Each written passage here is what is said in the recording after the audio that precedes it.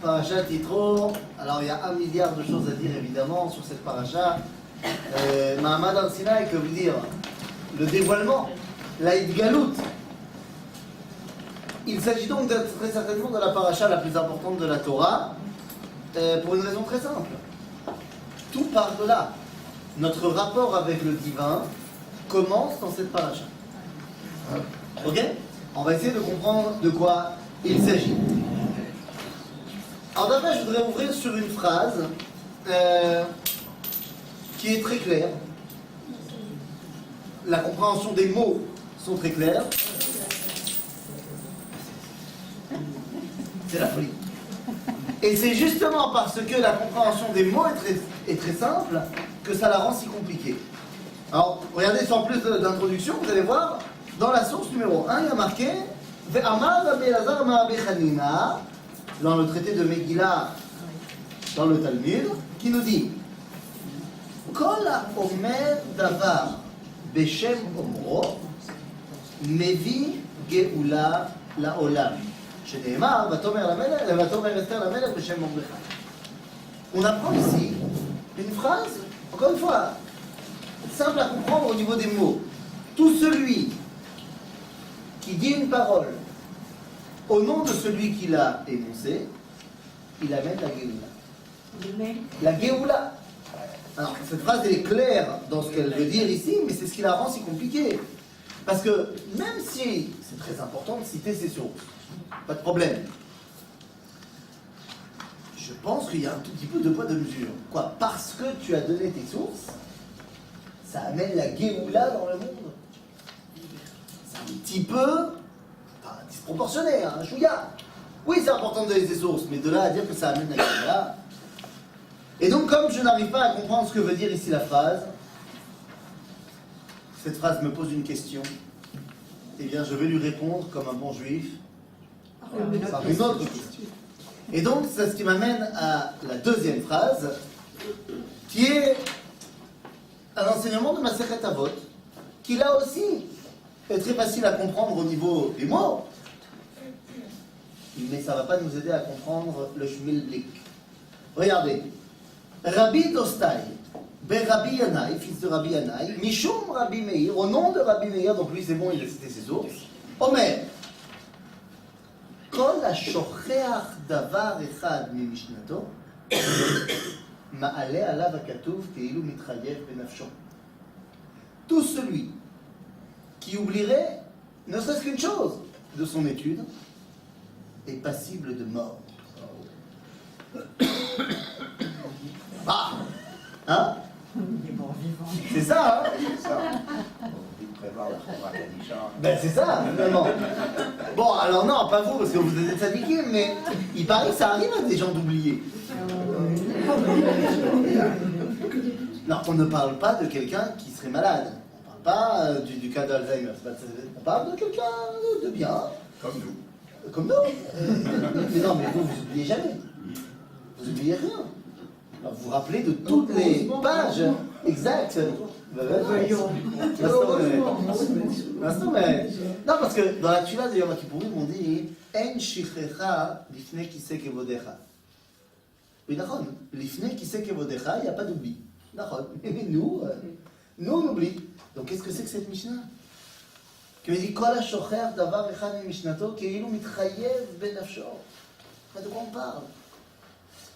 Deux grandes questions. Qu'est-ce que ça veut dire? Pourquoi? Parce que si j'ai cité mes sources, alors ça amène la Géoula. Et pourquoi celui qui oublie une chose, eh bien, il est passible de mort? On va essayer de répondre à ces deux questions à la fin de notre étude, quand on aura compris de quoi il s'agit, quand on parle du Mahamad al-Sinaï. Mais tout d'abord, je voudrais vous poser une dernière question. À quoi doit croire un juif? Voilà, imaginez, il y a un non-juif que vous rencontrez dans la rue, qui vous dit, écoutez, j'ai entendu parler du judaïsme. Quelle est la doctrine du judaïsme? Tikkun Olam. Il faut y croire à ça ou il faut le faire? C'est pas une doctrine. Je veux bien, il faut le faire, il n'y a pas de problème. Mais quelle est la foi profonde du judaïsme? Une révélation de la Torah, Yetziat Mitzrayim. On a eu la révélation que Dieu nous a On a eu donnée. la révélation. Ne fais pas autre risque que tu ne pas cette phrase. Il y a les 13 articles de... Ah, il a fait le Rambam, il s'est posé cette question-là, et il a écrit, Pachout, les 13 articles de foi du Rambam. Il a fait, facile. Sauf que si vous rencontrez votre non-juif dans la rue, et que vous lui dites, bah, le Rambam, il a écrit les 13 articles de foi, alors il va te dire, ok, et donc, et il va falloir lui ressortir les 13, et lui expliquer. Avant, c'est quoi? Avant de lui expliquer, il va falloir lui ressortir. Et là, on est capable de l'ishlof. Vous les avez oubliés? On n'a pas le droit d'oublier. Quoi? C'est facile de se rappeler les 13 articles de la Rambam. Alors, Igdal, c'est bien gentil, mais son problème, c'est que ça ne correspond pas exactement aux 13. Quand on regarde dans Agdama de Père Khalek, on regarde qu'en fait, le mec qui a fait Igdal, oui, dans la majorité des choses, mais pas exactement. Alors, c'est quoi? C'est trop dur. Nahon, c'est trop dur. 13, c'est trop. C'est pour ça que Rabbeinu Yitzhak Abravanel, il a décidé de résumer les 13 en 10. 10 articles de foi de Abravanel. Bon, mais Abravanel, c'est bien gentil, 10, mais 10, c'est trop. C'est pour ça qu'il y a un rav qui s'appelle Rabbeinu Chizdai Kreskas, au XIVe siècle, qui va décider, dans son livre Or Hashem, d'écrire qu'il n'y avait pas 13, mais qu'il y a, non, 6. 6, c'est déjà pas mal. Ben, c'est ça. Mais c'était encore trop. Résultat des courses, son élève, Rabbi Yosef Albo, dans le livre qui s'appelle Sefer Haïkarim, eh bien, il va écrire qu'il y en a 3. Il y a 3 Ikarim, 3 piliers qui sont la base de la foi d'Israël. C'est quoi ces 3 piliers? Alors, d'abord, Sachar Vaonesh. Ok? On pourrait traduire par Sachar Vaonesh, récompense et punition, mais on va le dire un peu moins de manière cérémoniale, cause-conséquence. C'est-à-dire que chaque acte va entraîner une conséquence, qu'elle soit positive ou négative. Action-réaction. Action-réaction. Pour les plus... Pour les cinéphiles. Voilà, pour les cinéphiles. Et donc, ça c'est le premier pilier. Sachar Vaonesh. Le deuxième pilier, c'est Metziut Hashem. L'existence de Dieu. C'est un programme, hein? Et le troisième pilier, c'est Torah Min Hashamayim. Que la Torah, elle vient du ciel. Bon, c'est bien, mais 3, j'ai l'impression que c'est un peu trop quand même. J'aimerais bien qu'on en choisisse un. Si on devait faire reposer toute la Emouna d'Israël sur un pilier, lequel vous choisissez? Torah Min Hashem. Torah Min Hashamayim? Plus que Metziut Hashem? Ouais. Ben, ça implique. Pourquoi? Ça implique. Ah, tu dis si la Torah elle vient du ciel, c'est qu'il y a quelqu'un qui l'a donné là-bas. Ok, donc dis ça implique. Et Sachar Vaonesh, c'est bien aussi, non? Ça, il n'y a pas besoin de Dieu pour.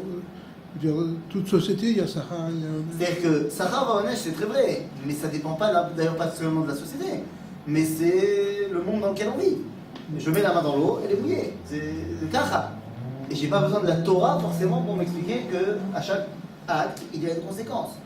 Pour ce qui est de Metziut Hashem, évidemment que c'est primordial. Mais le problème, c'est que le Rambam nous dira dans Moreh Nevuchim qu'on ne sait pas de quoi on parle quand on parle de Dieu. Donc je ne peux pas faire dépendre tout le judaïsme sur quelque chose que je ne comprends pas. Et donc il me reste Torah Min Hashamayim. Mais que les choses soient bien claires, qu'est-ce que ça veut dire cette histoire? Ça veut dire que Im Torah Min Hashamayim, ok, Im Lo, Akol Nofel. Tout tombe. S'il s'avère que la Torah ne vient pas de là-haut, cheeseburger, les gars. Ah bah oui, tout tombe. Bon, je sais pas si c'est bon ou pas le cheeseburger, mais essayons. Et donc il faut se poser la question, est-ce que c'est vrai cette histoire de Torah Min Hashamayim? En fait, est-ce que c'est vrai ce qui est marqué dans la paracha d'Yitro? Qu'est-ce que vous en pensez? C'est vrai ou c'est pas vrai? Ah, c'est vrai? Là-bas.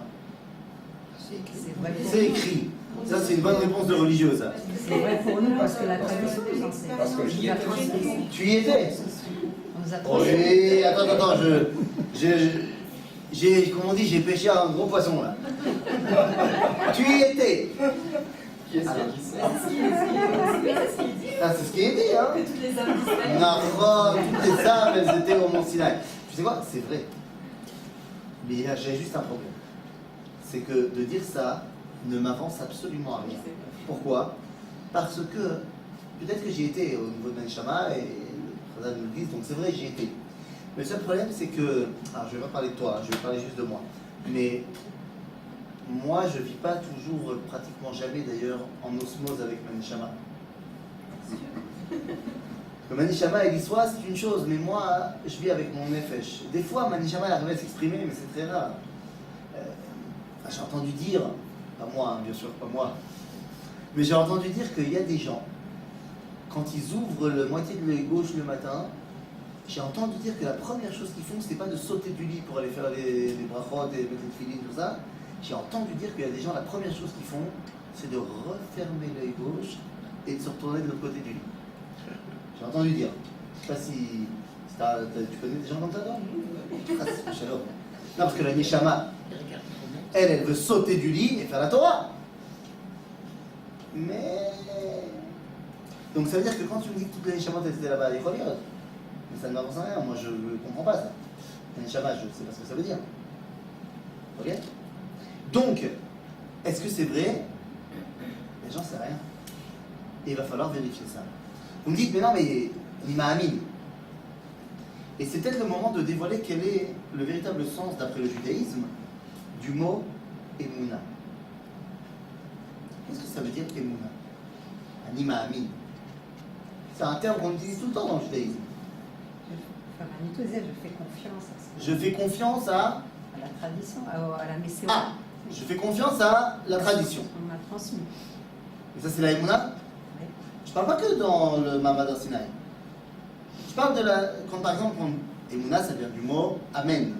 Donc quand vous dites Amen à une bracha, c'est-à-dire je fais confiance à la tradition? Non. Alors qu'est-ce que ça veut dire?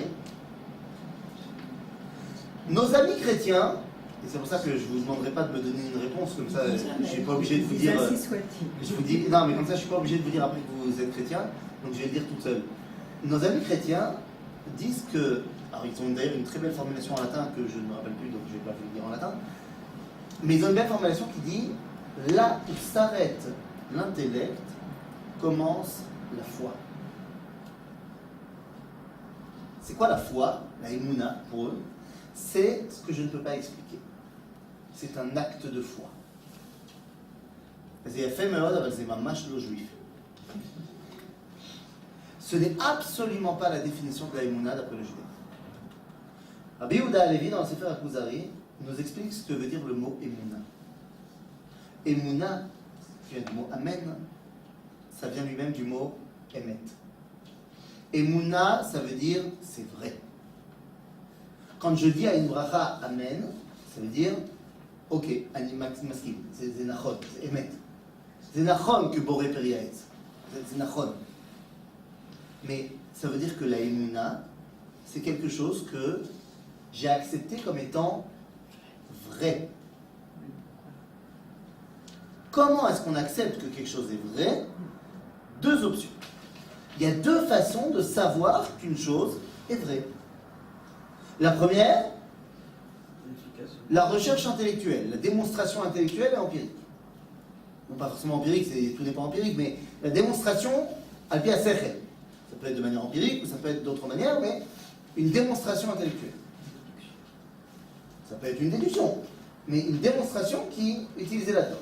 C'est la première façon pour expliquer qu'une chose est émette. Ok? La Terre est plate ou elle est ronde? La Terre est ronde. La Terre est ronde.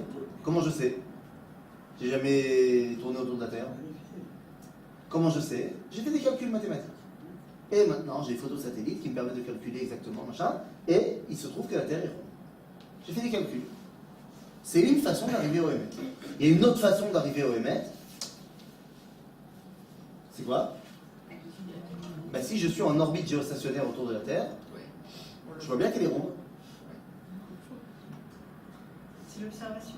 C'est-à-dire, soit l'explication intellectuelle, soit le fait de vivre l'événement. Lorsque je vis un événement, je n'ai pas besoin qu'on m'explique intellectuellement quel est le lieu. J'étais là. D'accord? Ce sont les deux façons de prouver qu'un événement ou qu'une chose est vraie. L'un ou l'autre ou les deux. Alors pourquoi je vous raconte ça? Et bien tout simplement parce que Mahamad Arsinaï, il va falloir savoir si c'est émet ou pas. Ok? C'est sur ça que tout tient. Alors venez. Rabbi Yehuda Halevi dans le Kuzari, j'ai dit tout à l'heure, va dire quelque chose d'assez incroyable par rapport au Mahamad Arsinaï. Avraham Avinu, prenez directement la fin de la première ligne de la source numéro 3. Uba Moshe. Uba Moshe Acharav. Donc Moshe est arrivé après Avraham Avinu. L'Arba Meot Shana. 400 ans après Avraham, Moshe est arrivé. Vous savez. והעולם מלא מחוכמת שמיים והארץ. Le Rabbi Yehuda Halevi nous explique que le monde était plein de sagesse sur l'astronomie et les mathématiques. En Égypte, ils étaient très haut niveau. ובא אל פרעה וחכמי מצרים וחכמי בני ישראל המסכימים לו והחוקרים עליו. על אשר לא האמינו לו אמונה שלמה כי הבורא מדבר עם אדם. עד שהשמיעם דבריו בעשרת הדברים כן היו עמו ולא משכלותם אבל מחוכמתם. C'est-à-dire Rabbi Yehuda Halevi la chose suivante. Lorsque Moshe est arrivé, on nous donne une information que l'Égypte était déjà arrivée à une très très grande évolution technologique et scientifique. Lama c'est chashuv. Pourquoi c'est important de savoir que lorsque Moshe apparaît, l'Égypte a des connaissances scientifiques énormes? On s'en fiche. Non, on s'en fiche pas. Parce que quelqu'un qui a des connaissances scientifiques élevées, évoluées, bah tu lui vends pas tout et n'importe quoi.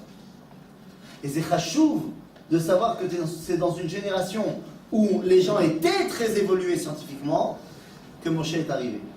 Parce que si c'est une génération qui n'est pas évoluée scientifiquement, il suffit de leur faire 2-3 hocus pocus et tu deviens le Mashiach. On sait que c'était évolué. Ah, bah, Rabbi Yehuda Halevi, lui, il a dû étudier les manuscrits de l'Égypte ancienne. Aujourd'hui, on le sait très bien. Faut y aller pour construire une pyramide. C'est-à-dire, les Égyptiens antiques avaient des connaissances scientifiques incroyables. Ils embaumaient les corps. Ils embaumaient les corps, mais c'est pas seulement ça. Ils avaient des calculs du ciel. Ils étaient capables de connaître le diamètre de la Terre. Il y avait des choses qui sont assez incroyables. Déjà 4000 ans avant Moshe, c'était déjà commencé. D'accord, mais là je te parle à l'époque de Moshe. Donc, il y a 4000, enfin pas 4000 ans, il y a 3500 ans, l'Égypte était une civilisation qui rayonnait au niveau scientifique. Maintenant c'est chashuv la date, parce qu'à des scientifiques tu fais pas avaler n'importe quoi. Moshe quand il arrive, qui a mis en doute ce qu'il a dit? Pharaon, mais pas seulement. Ses mages, mais pas seulement. Gam Bene Israël, Amaskimim lo, Chakrou. Les Bnei Israël, ils veulent sortir d'Égypte. Ils sont bien contents de voir Moshe qui dit je vais vous sortir d'Égypte. Mais. Le peuple, il a cru Moshe. C'est pas tout de suite. Quand il est arrivé, qu'est-ce qu'ils lui ont dit? Vas-y, prouve-nous. Bah, c'est pour ça que Moshe il avait dit à Dieu, ils vont pas me croire. Et donc Dieu lui a donné des signes. Alors, une fois que Moshe il a commencé à faire du boulot, Mais même quand il est arrivé, il a dit je suis le peuple, il a cru. pourquoi le peuple l'a cru? Parce qu'il a dit le code. Il lui a dit, Oui. quand je vais arriver, ils vont me demander quel est ton nom. Il a donné le nom, c'est le code. Mais, pour l'instant, Eiminoubo, en tant que quoi? En tant que quoi Eiminoubo? En tant que Motzi Mimitzrayim. On t'a donné du crédit pour ça.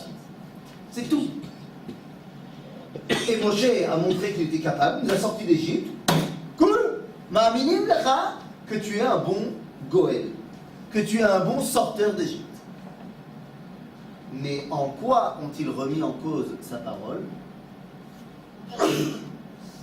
Quand il a commencé à dire que Dieu, il voulait leur donner la Torah. Regardez ce que dit ici le Rambam dans Ilchot Yesodei HaTorah. Moshe Rabbeinu, lo האמינו בו ישראל מפני האותות שעשה. Les Bnei Israël n'ont pas cru Moshe parce qu'il a fait des miracles. Parce qu'il est intelligent, le Bnei Israël. כי המאמין על פי האותות, יש בליבו דופי, שאפשר שיעשה האות בלעד וכישוף. Celui qui croit parce qu'il y a des miracles, il est un peu débile. Parce que peut-être que les miracles, c'est juste un bon magicien, le mec. אלא כל האותות שעשה במדבר, לפי הצורך עשה. Chaque fois que Moshe il a fait un miracle, c'était parce qu'il y avait besoin concrètement à ce moment-là. לא להביא ראיה על הנבואה, c'était pas pour amener une preuve de sa prophétie. צריך להשקיע את המצרים, קרא לה את הים והצילם בו, צרכנו למזון, הוריד להם את המן, צמו, בקע להם האבן, כפרו בו עד קורח, בלע אותם הארץ, וכן שאר כל האותות. ובמה האמינו בו במעמד הר סיני? En quoi les Bnei Israël l'ont cru au מעמד הר סיני? שעינינו ראו ולא זר, ואוזנינו שמעו ולא אחר. האש והקולות והלפידים, והוא ניגש אל הערפל, והכל מדבר אליו, ואנו שומעים. dit le Rambam, en quoi on l'a cru? Parce qu'on était là et on a entendu. Qu'est-ce qu'on a entendu? Moshe, לך אמור להם כך וכך. וכן הוא. ומנין שבמעמד הר סיני לבדו, הוא הראיה, ונאמר לא את אבותיכם, לא את אבותינו קראת השם את הברית הזו, לנבואתו שהיה אמת שאין בו דופי, שאמר הנה אנוכי בא אליך בהר וענן, בעבור ישמע מדברים בה וגם לך יאמינו לעולם. Pourquoi est-ce qu'on a accepté Moshe en tant que donneur de Torah? Parce que Moshe, on a entendu Dieu lui parler. On a entendu Dieu dire à Moshe, va leur dire 1, 2, 3. Et donc après quand Moshe nous a dit 1, 2, 3, on a dit ah ouais c'est bon, c'est le vrai. Mais qu'est-ce que cela veut dire? Le Rambam nous explique que la seule preuve que les bénis d'Israël étaient prêts à accepter pour la véracité du dévoilement de Dieu, c'est quoi? C'est que Dieu se dévoile à eux. D'après le judaïsme, nous ne mettons pas toute notre émouna dans le fait que Dieu a parlé à Abraham, à Yitzhak et à Yaakov. Vous savez pourquoi? Parce que Zelo Omer Li Kloum. Que Dieu ait parlé à Abraham, Yitzhak et Yaakov, ça ne prouve en rien que c'est vrai. C'est comme lorsque les autres disent que Dieu a parlé à Muhammad ou il a parlé à Jésus. Les Havdim. Ah bah c'est la même chose. Oui, mais on ne serait pas arrivé jusqu'au Mont Sinaï s'il n'y avait pas eu, si Abraham n'avait pas entendu, donc on est forcé Qui nous dit? Il faut bien un commencement à quelque chose. Un commencement à quoi? À l'identité nationale. Mais pas forcément à la révélation. La révélation peut commencer au Mont Sinaï. Et donc, il faut bien comprendre une chose. Yitro, il a cru sur un midi. Il a cru quoi? Dieu est Dieu. Ah bon? Où il a cru? Il lui a dit, j'ai entendu Que quoi? que le Dieu est... Et il a fait quoi? Il est reparti chez lui. Non, mais qu'est-ce qu'il a entendu? Vaishma Yitro Kohen Midian. Rachid demande, qu'est-ce qu'il a entendu? Le passage de la mer Rouge. Milchem et Amalek et Kriyat Yam-Souf. En d'autres termes, les victoires militaires du peuple juif. Il n'a pas entendu quoi? Hein? Le Shama l'Ouvdot. Un Shama Ouvdot. Mais de quel Ouvda il n'a pas entendu parler? Que Dieu parle. Parce que c'est de ça qu'on parle de cette heure. C'est... Non mais je ne parle pas du Mont Sinaï. Il aurait pu dire j'ai entendu parler que Dieu il a parlé à Abraham. À Yitzhak, Yaakov. Je ne sais pas. Il faut bien comprendre une chose. Le fait que Dieu parle, c'est un chidouche atzum. Et jamais on n'a entendu parler de ça. Ceux à qui Dieu a parlé, c'était qui? Abraham, Yitzhak, Yaakov. Seulement, est-ce que c'était vraiment Dieu qui leur a parlé? Du moins, est-ce que c'était vraiment le Dieu qui est le créateur? De quoi je parle? Comment il s'appelle Dieu lorsqu'il se dévoile en tant que créateur du monde? Elohim, c'est celui qui crée le monde. Et celui qui se dévoile, c'est Hachem. Le problème, c'est qu'Abraham, Yitzhak et Yaakov, il ne leur a pas fait connaître ce nom-là. Vaïra el Abraham, el Yitzhak, el Yaakov, el Shaddai, Ushmi Hachem. Lo nodati lahem. Vous allez me dire, non, mais il y a des versets où il y a marqué Vayomer Hachem el Abraham. Vaïdaber Hachem el Abraham. Ken. Mais sauf que Abraham, qu'est-ce qu'il a entendu? Shaddai. C'est bien que ce soit Hachem qui parle, Abraham, il n'a pas compris Hachem. Il a compris Shaddai. Et qu'est-ce que je suis en train d'essayer de vous dire? Moshe a sorti les Bnei Israël d'Égypte. On l'a cru capable de faire ça, il nous a donné des kabbalot, tout va bien. On est bloqué avec lui dans le désert, il nous amène au pied d'une montagne. Et là, Moshe vient et il nous dit quelque chose d'incroyable. Regardez la source numéro 5. C'est l'histoire du dévoilement. בחודש השלישי לצאת בני ישראל מארץ מצרים, ביום הזה באו מדבר סיני. אוקיי, on est arrivé au mont Sinaï. ויצאו מרפידים ועברו מדבר סיני ויחנו במדבר ויחן שם ישראל נגד ההר. ומשה עלה אל האלוהים. ויקרא אליו השם מן ההר לאמור, כה תאמר לבית יעקב ותגיד לבני ישראל, אתם ראיתם אשר עשיתי למצרים ואשא אתכם על כנפי ישרים ואביא אתכם אליי, ועתה אם שמוע תשמעו בקולי ושמעתם את בריתי והייתם לי זבולה מכל העמים כי לי כל הארץ. C'est bien ça. ואתם תהיו לי ממלכת כהנים וגוי קדוש. אלה הדברים אשר תדבר אל בני ישראל. En d'autres termes, Dieu a dit à Moshe, va leur dire que je vais vous donner la Torah. Je vais faire de vous mon peuple et tout ça. Donc qu'est-ce qu'il fait Moshe alors que Dieu lui a dit, il va leur dire? Et qu'est-ce qu'il fait Moshe? Mais il va leur dire. Il va leur dire. אלה הדברים אשר תדבר אל בני ישראל, ויבוא משה ויקרא לזקני העם, ויעשה לפניהם את כל הדברים האלה אשר ציווהו השם. Très bien. Réponse des בני ישראל. ויענו כל העם יחדיו, ויאמרו, כל אשר דיבר השם נעשה. Tout ce que Dieu il va dire, on va faire. Ou en français, parce que toi, tu nous dis de faire. On n'est pas prêt à t'accepter toi. Rashi va plus loin en disant que, Sitrazal, Retzonenu lirot et malkenu. On veut voir le vrai patron. Mais pourquoi? Pourquoi maintenant tu mets en doute la parole de Moshe? Avant la mer Rouge, tu as dit, Vayaminu Ba'Hashem, ou juste après, c'est la mer Rouge, juste avant de chanter. C'est marqué Vayaminu Ba'Hashem, donc Moshe Avdo. Il nous dit le Rambam, oui, mais c'est une émouna juste pour ça, qu'il est capable de nous débarrasser des Égyptiens, c'est tout. Pourquoi là, il mettra en doute la parole de Moshe? Les amis, pour une raison fondamentale. Lorsque tu vas interroger ma fille ce Shabbat, je vais l'interroger, hein, Malasot, va revenir du Gan. Je vais lui dire pourquoi on est sorti d'Égypte. Qu'est-ce que la Ganénette va lui dire? Pour recevoir la Torah. Pour recevoir la Torah. Pourquoi on est passé par le mont Sinaï? Pour recevoir la Torah. Mais il y a juste un bug dans l'histoire. Jamais de la vie, les Bnei Israël ont entendu parler de la Torah. Dans aucune forme. 7 fois, dans le livre de Bereshit, Akadosh Baruch Hu a passé une alliance avec les Havot. L'alliance qui parlait de la terre d'Israël et de la descendance. À aucun moment, on nous a parlé de la Torah. Jamais. Là, tout d'un coup, Moshe, un mec qu'on rappelle n'a pas vraiment grandi chez Moshe, chez les Bnei Israël. 40 ans, il était dans le palais des Égyptiens, dans le palais de Pharaon, il était égyptien. 40 ans, il a fait une formation plus poussée chez Yitro. Il vient de revenir, il parle yiddish avec un accent allemand à couper au couteau. Ah, bidouk de chez nous. Mais bon, il a été capable de nous sortir d'Égypte, cool.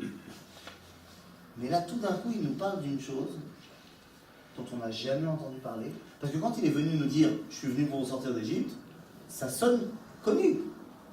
Ils savent qu'Abraham, il nous a transmis qu'il y a Doha Teda, qui guérit Ezaracha, Vavadim, Beino, Tamapam, Chana. Mais là, on recevra la Torah. En plus, cette histoire-là, là, du chapitre du tête du livre de Shemot, ça vient juste après une autre histoire. Ça vient juste après, comment elle s'appelle la paracha? Yitro, parce que qu'est-ce qui s'est passé? Yitro est venu. Ah tiens, Yitro est venu, il a dit à Moshe qu'est-ce qu'il fallait faire pour régler les problèmes sociaux. Moshe écoute Yitro, et juste après, il nous balance l'histoire de la Torah. Mais qui nous dit que ça vient de Dieu vraiment? Peut-être que ça vient de Yitro. Peut-être que ça vient de Moshe. Non, non, non. Kol asher diber Hashem naaseh. Très bien. Alors Moshe il dit bon, bah, ils veulent pas. Hein. ויאמר משה, והשם משה סליחה את דברי העם אל השם. Moshe il a été voir Dieu, il a dit mais ils veulent pas. Ils veulent toi. Alors qu'est-ce qu'il dit Dieu? ויאמר השם אל משה, הנה אנוכי בא אליך בענן בעבור ישמעם בדברי עמך וגם בך יאמינו לעולם. להגן משה את דברי העם אל השם. זהו. Dieu il dit ah bon, ils veulent que je vienne. Bon bah je viens. Et est-ce que vous vous rendez compte de ce qui vient de se passer? Les Bnei Israël, parce qu'ils n'ont pas cru en Moshe, et qui ont demandé une preuve, ont eu le dévoilement de Dieu. Imaginez ce qui serait passé si ça avait été des religieux d'aujourd'hui. Et que le Rav, le Rebbe, il avait dit, Dieu il m'a dit que, qu'est-ce qu'on aurait fait des religieux d'aujourd'hui? Ça aurait cru. Ça aurait cru. Donc qu'est-ce qu'il n'y aurait pas eu? On n'a pas eu de révélation. Ça n'aurait pas eu de révélation. Et donc jusqu'à aujourd'hui, on ne serait pas sûr si c'est vrai ou pas. Parce que, tu me disais tout à l'heure, la véracité, c'est aussi, comme disait Manitou, qui a appris ça de Rabbi Yehuda Halevi du Kuzari, que la véracité de Mahamad Arsinaï, c'est la transmission. C'est que on peut mentir à une personne, mais on ne peut pas faire mentir 600 000 personnes qui disent tous la même chose. Ça, c'est du point de vue de Rabbi Yehuda Halevi du Kuzari. Et c'est très vrai. Mais il y a quand même une faille. Et si l'auteur du livre, là, la Bible, il avait bien réfléchi quand il veut faire son best-seller, et il s'était dit, mais si j'écris une histoire où il y a une révélation à une personne, les gens ils vont dire c'est pas forcément vrai. Donc je vais écrire dans mon histoire qu'en fait il y a eu 600 000. C'est qu'est-ce qui me dit que l'histoire en elle-même, elle n'a pas été inventée? C'est un bon scénario. Mais qu'est-ce qui me dit que le scénario n'a pas été inventé? Ah, alors qu'est-ce qu'on fait? On commence tout. C'est compliqué, hein? Non, mais les gens ont transmis, de père en fils. C'est quoi les gens ont transmis?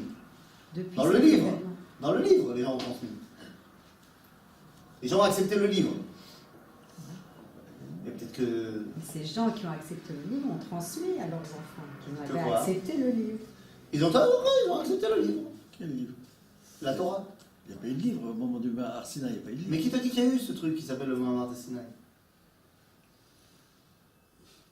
C'est une belle histoire en fait qu'on t'a raconté plus tard. La critique biblique, elle va te dire que le livre il a été écrit beaucoup plus tard. D'accord? Donc il va falloir qu'on te donne une réponse à comment c'est sûr que c'est vrai. Eh bien la réponse elle est très simple, en fait. Mais elle ne tient pas à une explication de texte, elle ne tient pas non plus dans une révélation mathématique, mais tout simplement à une étude logique de l'événement.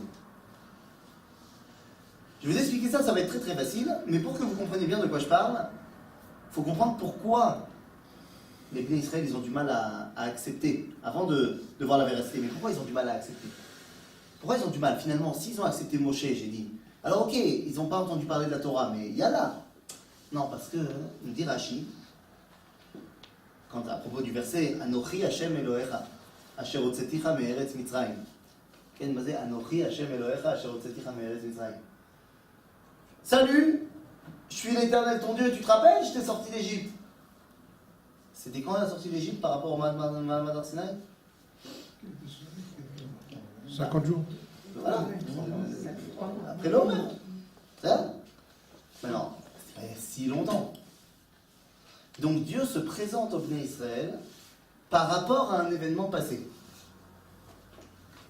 C'est comme si je te disais, salut, tu te rappelles, je suis Yossi, tu m'as rencontré au chouk hier. J'ai pas besoin de te le rappeler si on s'est vu hier. Tu vas forcément me reconnaître. Sauf si aujourd'hui je ne ressemble pas du tout à ce que j'étais hier. Parce que hier j'étais vendeur de cornichons au chouk, habillé comme il faut et criant à Kol Be'ezer. Et aujourd'hui on se rencontre dans une ratouna où je suis en costume cravate et tout machin. Donc peut-être que tu n'arriveras pas à me reconnaître. Donc, c'est moi que tu as vu hier en bleu de travail. Eh bien Dieu se présente pareil. Il dit, Tu te rappelles? C'est moi qui t'ai sorti d'Égypte. Rachid dit, pourquoi est-ce qu'il a eu besoin de dire comme ça? Les fiches nigla bayam ken gibor milchama, venigla kan kezaken malé rachamim. C'est-à-dire que la façon dont Dieu se dévoile en Égypte et sur la mer, c'est comme un gibor, comme un soldat qui a éclaté les Égyptiens. C'est comme ça que les Israël ils ont entrevu Dieu. Mais là, au Mont Sinaï, il se dévoile comme étant un Rosh Hashiva. C'est complètement différent. Et donc, de peur que les gens viennent à penser qu'il y a deux dieux, un qui fait la guerre et un qui donne la Torah, Anochi hu asher hotzeticha me'eretz Mitzrayim ve'al hayam, c'est moi qui donne la Torah. Et donc, de la même façon que j'ai envoyé Moshe pour ça, j'ai envoyé Moshe pour ça. Alors, je veux bien, très bien, mais à une seule condition, c'est qu'effectivement, ce Mahamad Har Sinaï ait eu véritablement lieu. Et pour comprendre cela, eh bien, on va prendre un postulat de départ. Je vais vous expliquer pourquoi est-ce qu'il n'y a pas d'autre option que de dire que cette histoire-là s'est vraiment passée. Mon postulat de départ, il est le suivant. Ok? On va utiliser Moïshele. Moïshele est un petit garçon de 10 ans qui habite Beyushalayim Rakodesh, qui habite dans un quartier particulier de Jérusalem qui s'appelle le quartier des 100 portes.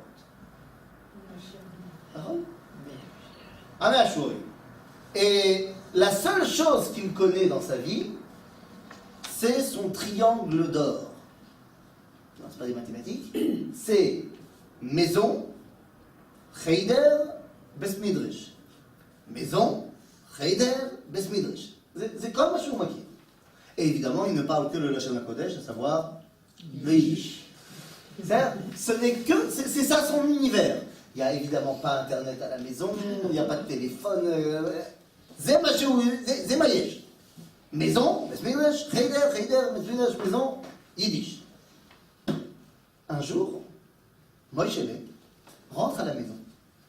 Son pantalon est troué, il a de la boue partout, il saigne du nez.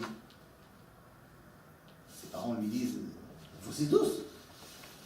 Ce qui veut dire, en bon hébreu, qu'est-ce qui se passe? Et là, Moïshele répond d'une voix tremblante. Je vois de ma voix, parce que j'ai une meilleure note que lui en Gemara, alors il m'a bousé, et je suis tombé dans l'escalier, et je suis tombé, et comme il n'avait plus, alors j'ai tout mis ça, j'ai pas de ma boue. Fin d'histoire. Est-ce que cette histoire peut être vraie? Oui. Mais est-ce que cette histoire peut être fausse? Oui. Il est possible qu'en vrai, il a plu, que le Moré il a dit on n'a pas à jouer dans la cour, et que lui il n'a pas écouté, il est parti, il a glissé, il s'est vautré, il s'est fait punir, mais il a eu honte de dire. Donc il a inventé une histoire avec Yoselé, d'autant plus qu'il se dispute tout le temps avec Yoselé. Deuxième version. Toujours le même Moïshele. Toujours le même Moïshele. Toujours maison, besmidrish, cheder, besmidrish, maison. Toujours le Yiddish, et il n'y a pas internet nulle part. Un jour, il rentre à la maison, et il dit à ses parents 2 phrases dans un japonais exemplaire. Ses parents lui disent vous c'est douce. Et il leur dit écoutez, c'est très bizarre, sur le chemin de la maison, j'ai vu 2 personnes qui avaient l'air perdues, qui étaient un petit peu bizarres avec des yeux bridés et un gros appareil photo. Et ils m'ont parlé en yiddish avec un accent, mais laisse tomber. Et ils m'ont appris ces 2 phrases-là. Moi qui vous raconte cette histoire-là, j'ai vérifié les phrases, c'était vraiment du japonais. Est-ce que cette histoire peut être un mensonge? Eh bien non. Pour une raison très simple. Il ne faut pas inventer le japonais. Exactement. Parce que le japonais, pour Moïshele, ne fait pas partie de son monde. Il ne connaît pas le japonais. Donc si maintenant il arrive et il parle 2 phrases de japonais, c'est qu'il y a forcément un élément extérieur qui lui a appris le japonais. Et comment les parents savent que c'est du japonais? Non, moi j'ai vérifié. Moi j'ai vérifié. Est-ce qu'il aurait répondu à des japonais? Hein, il n'aura pas répondu. Non, Mais les japonais ils parlent yiddish avec un accent japonais. Oui, c'est sûr. Mais bien sûr, je vais vérifier sur Google. Donc ça veut dire quoi? Cette histoire ne peut pas être fausse. Parce que il a forcément dû avoir un élément extérieur qui lui a appris le japonais. Il ne connaît pas le japonais et donc il ne peut pas l'inventer. Jusqu'à là on est d'accord là-dessus? Non? Oui? Tout le monde est d'accord avec moi? Mais pourquoi je vous raconte ça? Pour une raison très simple. Lorsque Moshe va mourir, juste avant de partir, c'est faire Dvarim, Moshe nous enjoint de faire quelque chose pour vérifier, parce qu'il parle à une génération qui n'a pas vécu la sortie d'Égypte. C'est une autre génération maintenant. Et donc il parle à cette nouvelle génération, il leur dit la chose suivante. Ki she'alna leyamim rishonim, asher yiyu lefanecha lemin hayom asher bara Elohim et האדם על הארץ, ולמקצה השמיים ועד קצה השמיים. הנהיה כדבר הגדול הזה, או הנשמע כמוהו, השמע עם כל אלוהים מדבר מתוך האש, כאשר שמעת אתה ויחי. Moshe nous dit, allez vérifier dans toutes les traditions du monde, d'un côté du monde jusqu'à l'autre côté, dans toutes les époques. Est-ce qu'il y a quelqu'un qui dit ce que nous on a vécu, à savoir que Dieu nous parle? Et là, je veux vous comprendre. De dire que Dieu parle, s'il ne nous a pas parlé, c'est pas possible. L'idée que le Créateur ait un contact avec la créature, c'est une idée que je ne peux pas inventer si elle n'a pas eu lieu. Pourquoi? On peut entendre des voix.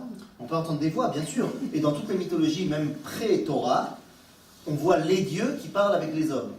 Mais les dieux ne sont en aucun cas le Créateur. Les dieux, dans toutes les mythologies, sont les expressions des forces de la nature. Et donc, il y a une interaction entre la nature et l'homme. Le soleil, je le vois, il fait partie de mon univers. La parole, elle fait partie de mon univers. Donc je peux, moi, avec mon esprit de synthèse, me penser que le soleil parle. L'éléphant, ça existe? Je sais que ça existe. Ça trompe. Le rose, ça existe? Ouais. Donc mon cerveau, il est capable de faire des éléphants roses. Aval, mon cerveau, il n'est pas capable d'inventer un Flockenflug. Un quoi? Un Flockenflug? Je ne sais pas ce que c'est. Un Flockenflug. Je viens d'inventer ce mot. Mon cerveau ne peut pas inventer quelque chose qui ne fait pas partie de mon monde. Alors mon papa m'a légué plein de choses. Parmi les choses qu'il m'a léguées, c'est le goût de la science-fiction. Et la science-fiction, tous les auteurs de science-fiction n'ont rien inventé. Ils n'ont fait que faire des arcavotes, de faire du Lego avec plusieurs éléments. Je vais donner un exemple. J'ai grandi avec La Guerre des Étoiles. C'est le film de science-fiction qui nous a fait grandir. Là-bas, il y a un copilote d'un vaisseau spatial qui a une espèce de gros machin poilu, boule de poil énorme. Une race qui est poilue et qui fait 2 mètres de haut. Et qui parle en beuglant. Comment est-ce qu'il a inventé ça, l'auteur? Et il l'a dit. Il l'a dit parce que quand il pensait à son film, il roulait en voiture aux États-Unis, George Lucas, et il avait comme copilote son gros chien poilu. Et il s'est dit, tiens, ça serait rigolo si je mettais un gros truc poilu dans mon film. Et c'est devenu le copilote. Parce que un film de science-fiction, c'est quoi? Les êtres humains, j'en connais? Ouais. Des êtres vivants, je sais ce que c'est? Ouais. La parole, je sais ce que c'est? Ouais. D'autres planètes, je sais ce que c'est? Bon, bah alors je vais faire des êtres vivants sur une autre planète qui parle. Mais je n'ai rien inventé. Et c'est de cela qu'on parle. Inventer quelque chose qui n'est pas de mon monde, c'est pas possible. Maintenant, pourquoi est-ce que je ne pourrais pas inventer, imaginer que le Créateur parle? Mais parce que le Créateur, d'après le judaïsme, comment le monde a été créé? Yesh, mais Aïn. D'après le judaïsme, il n'y avait rien, et pouf, il y a le monde. C'est ça la notion de création. Mais sauf que ça contredit les lois de notre univers. Parce que M. Lavoisier m'a expliqué que dans mon univers, rien ne se perd, rien ne se crée, tout se transforme. Donc, l'idée que le Créateur parle, c'est pas quelque chose que je peux inventer s'il ne me parle pas. En d'autres termes, Moshe me dit, va voir, tu verras que dans aucune mythologie du monde, on va dire que le Créateur parle. Les seuls qui disent que le Créateur parle, c'est ceux qui disent que le Créateur leur a parlé à eux, à savoir nous. les Bnei Israël. Et on a dit, ils n'étaient pas prêts à accepter aucune autre preuve de la véracité du dévoilement que le dévoilement lui-même. Et si Dieu ne s'était pas dévoilé, eh ben on ne pourrait pas imaginer qu'il y ait un dévoilement. Et c'est ça la plus grande preuve de Mahamad Har Sinaï.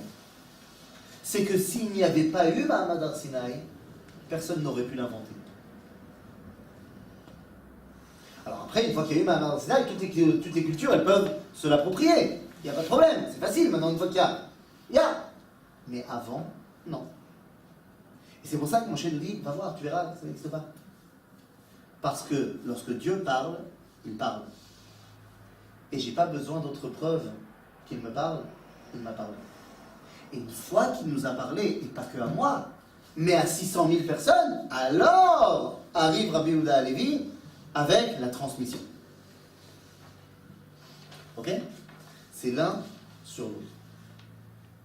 Maintenant, le seul problème, c'est que... Pourquoi il parle... Alors, non, avant de pourquoi il parle plus, pourquoi il a mis tellement de temps avant de parler?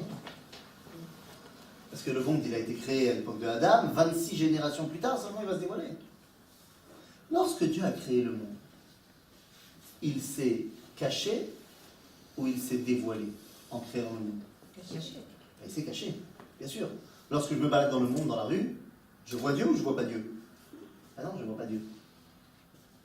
La nature cache Dieu. Mais comment Dieu a créé cette nature? Elle nous dit la Mishnah dans Pirkei Avot, je ne sais pas si je vous l'ai mis quelque part. 8. Non, pas 8. Non, je ne te l'ai pas mis. Je ne te l'ai pas mis parce que je me dis que tu la connais tellement par cœur que je ne te l'ai pas mis. La première Mishnah du 5e chapitre de Pirkei Avot, qui nous dit que Be'asara ma'amarot nivra olam. Donc Dieu a créé le monde par 10 ma'amarot. D'accord? Et on a dit que ces ma'amarot cachent Dieu. Donc si maintenant Dieu veut se dévoiler, combien de trous il doit percer dans les écrans qu'il a mis en place? Combien d'écrans il a mis? 10. Donc combien de trous il doit percer pour se dévoiler? 10. Ça va être les... Ça va être une autre. Ah. Maintenant vous commencez à comprendre même sans le savoir. Qu'est-ce qui a caché Dieu? Dites-le moi. Dites-le moi vous. Asara ma'amarot. Qu'est-ce qui dévoile Dieu? Aseret à... Vous comprenez maintenant la première phrase qu'on a lue? Revenez à la toute première phrase qu'on a lue. Vidéo. Amar Rabbi Elazar Amar Bechanina Kol Omer Davar. Omer, ça devrait être Amira. On est Omer, une Amira. On est Medaber, Davar. Non. Kol Omer Davar. En français, tout celui qui transforme le Ma'amar, qui cache Dieu, en Diber, qui dévoile Dieu. Beshem Omro, Mevi Geoula Laolam. Tout celui qui est capable de transformer les Asara Ma'amarot en Aseret Adibrot, il dévoile Dieu dans le monde. Mevi Geoula Laolam. Ce n'est pas seulement une histoire de citer ses sources. Celui qui est capable de transformer les Asara Ma'amarot en Aseret Adibrot, Mevi Geoula Laolam. Et comment tu vas réussir à faire ça? Vous vous rappelez de la deuxième phrase qu'on a dit? Kol ha-shocheach davar echad b'mishnato, ma'aleh alav katuv ke'ilu mitchayev benafsho. Je vous ramène juste à la deuxième phrase qu'on a vue, parce qu'il y a un pasouk. Cet enseignement, elle est basée sur un verset. Shene'emar, rak yishamer lecha ushmor nafshecha me'od, pen tishkach et hadevarim asher ra'u einecha. D'où on sait que celui qui oublie il est passible de mort, parce qu'il y a un verset qui dit fais très très attention de ne pas oublier. Sautez directement à la source numéro 14. Le natif de Vologine, dans son Emek Davar, il explique ce verset. C'est un verset dans Dvarim. Il explique ce verset et il dit mais je ne comprends pas. C'est quoi le risque que j'oublie? Puisque j'ai une mitzvah d'étudier la Torah quand? Tous les jours. Donc si j'ai une mitzvah d'étudier tous les jours, je ne vais pas oublier. Il dit le natif de Vologine, c'est extraordinaire. Pen tishkach et hadevarim asher ra'u einecha, al yede esek pilpula shel Torah, yechol le'agia lifamim shene'efach lo leroetz chas v'shalom. Des fois, à force d'étudier la Torah, tu risques d'oublier la Torah. Mais oui. Parce que des fois, à force d'oublier la Torah, à force d'étudier ce qu'est la Torah, c'est le pile-poule. Tu sais à quoi tu peux arriver à force d'étudier? Je donne un exemple. Ah, je peux plus venir manger chez toi, c'est pas assez cachère chez toi. Ata shocheach et adavar ha'echad. Vous vous rappelez de Kol ha-shocheach davar? Bien sûr qu'il ne s'agit pas de quelqu'un qui oublie quelque chose de son étude, tout le monde oublie. Kol ha-shocheach davar echad. Mais c'est davar echad, c'est pas une chose. C'est davar ha'echad. La première chose, la première, pas chose. Dibour. Tout celui qui a oublié que Dieu il a parlé. Et à qui il a parlé, rappelez-moi? Qu'est-ce qu'on vient de dire? Pour que ça soit vrai, à qui il a dû parler? Tout le monde. À tout le monde. Tout celui qui a oublié que Dieu il se dévoile à tout le monde. Et que donc on a besoin de tout le monde ensemble pour pouvoir dévoiler la parole de Dieu. C'est Mitraïev Benafcho. Celui-là, il n'a rien compris au judaïsme. Tout celui qui prendrait la Torah pour séparer les juifs les uns des autres. Mais il n'a rien compris, la Torah elle est pour tout le monde. Et elle doit passer par tout le monde. ולכן כל השוכח דבר אחד ממשנתו מעלה עליו כתוב כאילו מתחייב בנפשו. Et en cela,